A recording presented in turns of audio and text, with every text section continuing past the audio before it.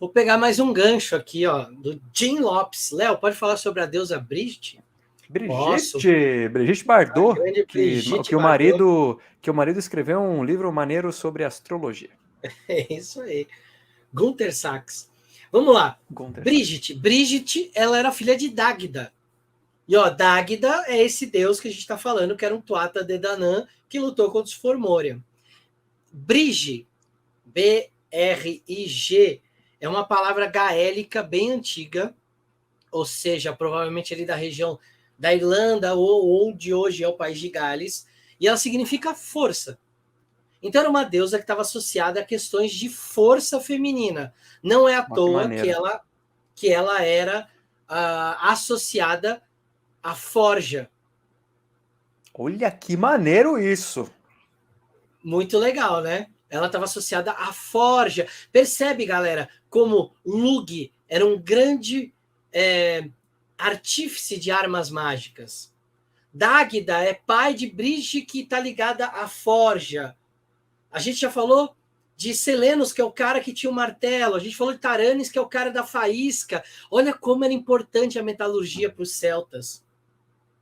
Né? Até eles são famosos por fazer os torques de metal, aquela joia que é quase como se fosse uma circunferência, mas que não fecha, que era usado no pescoço, ou muitas vezes nos pulsos, e também algum tipo de joalheria de metal que era feita. Hã? É tipo aquelas pulseiras dos anos 2000 que falava que dava força, lembra? Que vem até aqui, assim. Sim, sim, de cobre, né? Equilibre a sua circulação com as pulseiras de cobre. Exatamente. Então, Brigitte é uma deusa que depois, com o tempo, ela vai ganhando a Europa e ela é considerada uma das poucas deusas pancélticas. Ou seja, ela era adorada por todas as nações celtas, mas, como eu já disse, como no caso, por exemplo, de Terenos, ela era diferenciada por características. Então, em alguns lugares, ela vai estar só associada à forja. Em outros lugares, ela vai estar associada à arte da cervejaria. Ah, rapaz, olha aí. Olha aí. Em outros lugares, ela vai estar associada à cura. Em outros, ela vai estar associada à luz da aurora. Ou a luz que precede a aurora. Por isso que muitas vezes ela é representada com uma coroa de velas ou uma coroa de fogo. E em muitos lugares, olha aí, Aurorinha. E em muitos lugares ela vai ser representada como uma deusa tríplice. Então daí começa uma ideia Tríplice a la Hecate? a la Hecate. Então a gente começa, galera, tinha, né, essa confluência de saberes entre esses povos. Olha só. E aí ela tinha, então, em algumas regiões, ela é considerada a deusa tríplice. Mas não só isso. Ela também era conhecida como a vaca branca. Rapaz, Então também que tinha uma ofensa coisa é essa? da vaca ser sagrada, e era uma vaca branca, porque na ideia deles o branco do leite tinha uma ideia de pureza, de uma pureza de nutrição, nesse sentido de nutrição. Pelo amor de Deus, gente, nada a ver com pureza racial, tá? Porque os celtas nem tinham uma noção de qualquer coisa parecida com isso. Nós estamos falando de uma pureza no sentido nutricional. A vaca era tida como um animal venerado, sagrado, porque ela doava alimento, doava carne, doava o leite. Então, ela era muito importante, certo? Certo. Léo, eu queria saber se a E a gente última não. coisinha dela, esqueci, a última Ah, coisinha sim, dela. sim, sim. Depois, com o tempo, com a cristianização da mitologia irlandesa, a igreja cristã celta, ela tem muito da cultura celta intermeada nela. E aí ela santifica a Brígida. Brigitte vira Santa Brígida. Então, Santa Brígida da Igreja Católica é uma pessoa que foi inventada para absorver o culto, que era muito comum, todo mundo tinha o culto a ela, principalmente para fazer as cruzes de Brigitte de proteção para colocar nas casas. E aí a igreja não conseguia Não lutar teve contra esse jeito. culto, não teve jeito, teve que absorver de algum jeito. e aí absorveu, transformando ela numa pessoa, e essa pessoa virou uma santa. Louco, né? Caraca, jogada de mestre, né? Jogada de Caramba, mestre. que coisa. Cara, eu queria saber se tem como a gente fazer uma pausa em termos de deuses, eu sei que é o título da live, mas para falar dos druidas. Essa divisão de bardo, druida, estudava mais que faculdade. Como é que era Tá. dessa fita aí? Era um sacerdócio, cada povo tinha o seu, porque eram vários grupos celtas em vários lugares da Europa. Como é que Uhum. era isso? Eles se reuniam, cantavam um kumbaya em volta da fogueira. Qual que era a função desses caras? Olha só, o que a gente sabe dos druidas vem principalmente dos romanos, da observação dos romanos durante, principalmente as guerras de Júlio César na Gália, e depois de outros registros de outros romanos que vão entrando na Inglaterra. Então, assim, a gente não tem um registro documentado dos próprios celtas, a gente tem uma percepção do que os romanos entendiam. Então, para os romanos, o que era um druida? Imagina que os povos celtas eram nações espalhadas. Né? Então, aqui tem 10 mil pessoas morando, ali tem 20 mil, noutra área, uma longe da outra, alguns dias de caminhada ou de cavalo, enfim. Era um grande povo espalhado que não tinha uma unidade. Quando a gente fala povo celta, é só por causa dessa questão linguística e mitológica, porque eles não tinham uma unidade. Só que os druidas, o que eles eram? Eles eram pessoas que eram escolhidas desde criança, eram percebidos ali com algum tipo de característica especial, alguma inteligência diferente. Eles eram tirados da família, com concessão, obviamente, não era tirado com consentimento da família. E aí eles eram treinados durante 19 anos em memorização de toda a tradição oral celta, que levava em conta metalurgia, medicina, leis, domínio das ervas, domínio religioso, domínio espiritual, domínio de cerimônias como casamento. Então, eles eram como se fossem os guardiões da cultura celta.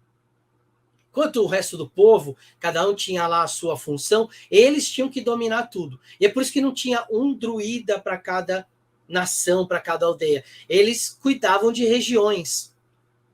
Tanto é que os romanos falavam, quando a gente ia para a guerra contra os celtas, eram os druidas que passavam de vila em vila convocando os celtas para ir para a guerra. Por isso que eles iam para cima dos druidas para matar os druidas. Porque eles sabiam que estavam matando 19 anos de conhecimento e que para repor aquilo era muito difícil. Rapaz. Só que no meio do caminho tinha uma galera que não terminava os 19 anos, que desistia. E aí, até um certo ponto, essas pessoas se tornavam bardos. Os bardos, então, eles eram guardiões da música e da poesia celta. E através da música e da poesia, a mitologia era guardada e era transmitida. Então, a rigor, todo druida é um bardo. É um bardo. Ele tem que ser um bardo. Então, assim, por isso que eles eram. Eles faziam as leis, eles eram juízes. Tinha um assassinato, eles iam na vila para julgar a pessoa. Eles eram os caras que cantavam as histórias.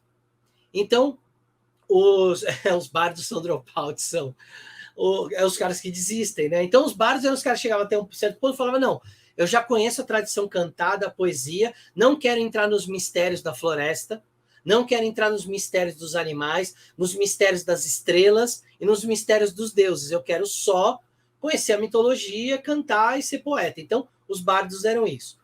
Entre os bardos e os druidas existiam os ovates. Os ovates eram um cargo, né, também, de pessoas que não eram só bardos, eram pessoas que tinham um acesso maior aos mistérios, mas não terminavam também o treinamento. Então, até um certo período, você era bardo. Daquele período até 19 anos, você era ovate. Completou os 19 anos, passou pelos rituais de iniciação, de consagração como druida, você virava um druida. Então, os ovates tinham um grande domínio da cultura, das ervas, dependia, claro, de quanto tempo ele permaneceu como ovate, né? Se ele chegasse com 18 anos, ele é quase um druida. Então tinha um baita de um conhecimento. Então você tinha mais ou menos essa divisão, que é uma observação dos romanos. Isso não quer dizer que os celtas tinham exatamente uma divisão como essa. Isso era uma percepção que os romanos tinham. E uma coisa legal, os druidas não eram só homens, eles eram em sua maioria homens, mas você tinha muitas druidezas também. Olha. Então tinham muitas mulheres. E olha que legal, os druidas tinham um negócio muito bacana. Tem uma floresta na França, onde todo ano eles se reuniam. Todos os druidas da Europa iam para essa floresta, onde tinha um grande concílio druídico. E eles elegiam um arquidruida.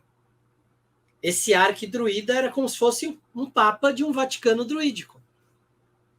Então essa floresta sagrada na França existe até hoje. Os druidas iam lá para fazer essa conferência anual deles. E para quem leu Asterix, Obelix, vai lembrar do druida, né, que é o Panoramix, e vai lembrar de uma das histórias que o Panoramix vai para esse... Olha aí o Panoramix. Lembra, o Panoramix era o cara que fazia a poção que deixava os gauleses super fortes, e tem uma das histórias que ele vai para esse concílio, porque eles vão eleger lá o arquidruida, e é uma hora que os romanos aproveitam para atacar os gauleses, porque estão sendo o druida que faz a super fórmula. Então a gente tem...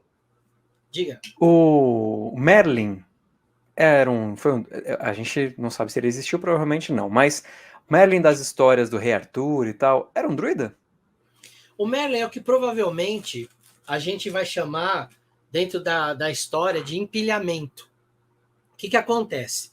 O Merlin não era uma pessoa, provavelmente foram várias pessoas que ganharam esse nome de Merlin.